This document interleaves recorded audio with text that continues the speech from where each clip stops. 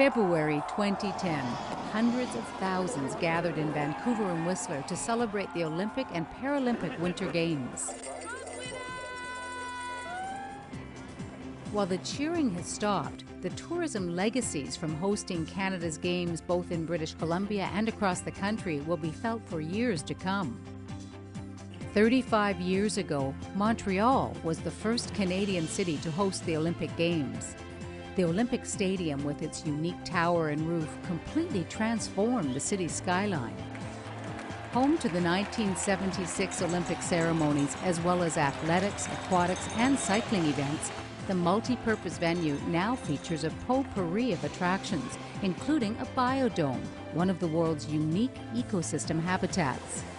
Since opening in 1992, the biodome attracts nearly 1 million visitors a year, making it the #1 tourist destination in Quebec.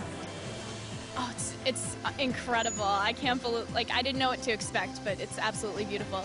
Housing about 5,000 animals, it's the only facility of its kind to include 4 distinct ecosystems from North and South America under one roof.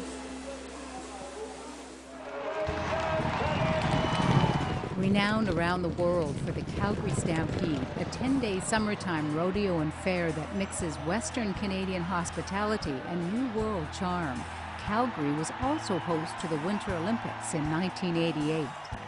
While the Olympic flame has long since faded from view, the stars and stories of the Games continue to burn bright more than 2 decades later. Who could ever forget Great Britain's ski jumping underdog Eddie the Eagle Edwards landing his jump in front of 80,000 cheering fans? Today, at Canada Olympic Park, Edwards returned to the scene of his most celebrated life moment, this time flying down the hill on one of the fastest zip lines in the world. The fact that the Canada Olympic Park is still here, it's still being well used, it's wonderful. I mean, you can do so much just, literally 20 minutes from the city. While Calgary's Olympic ski jumping facility is now a multi-season attraction, across the Rockies on the west coast, there's no mistaking the use of Whistler's Nordic Centre. Carved out of the Callahan Valley about 15 kilometers south of the resort municipality of Whistler, the 2010 home of the Nordic ski events is quickly gaining traction as one of the world's greatest Nordic venues, with novice and experts alike taking to the over 100 kilometers of groomed cross-country ski trails, complete with lodging and backcountry bonhomie.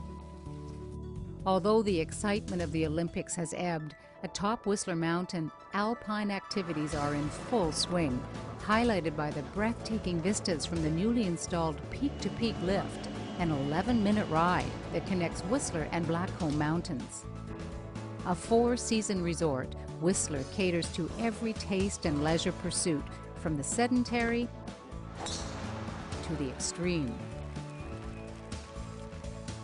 Less than half an hour from downtown Vancouver is another Olympic gem, Cypress Mountain, the host venue for freestyle skiing and snowboarding during the 2010 Games. Cypress is one of the most popular skiing areas in British Columbia, attracting hundreds of thousands of visitors every year to both its alpine and cross-country ski facilities. It's a different place when you come up here. There's lots of snow, we have a long season, and it's just a jewel. If you're a snowshoer, you can hike and snowshoe here, you can cross-country ski here, you can walk up Hiker's Access to the area and just have a coffee in the lodge and see people skiing by. And you can't really see that in the city, but when you get up here, there's snow on the trees, and it's just beautiful.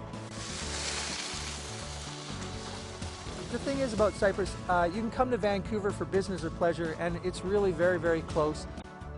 Cypress is perched right on the North Shore Mountains, so when you're up on Cypress skiing and riding, you've got incredible views of the ocean and the city, which is really something special.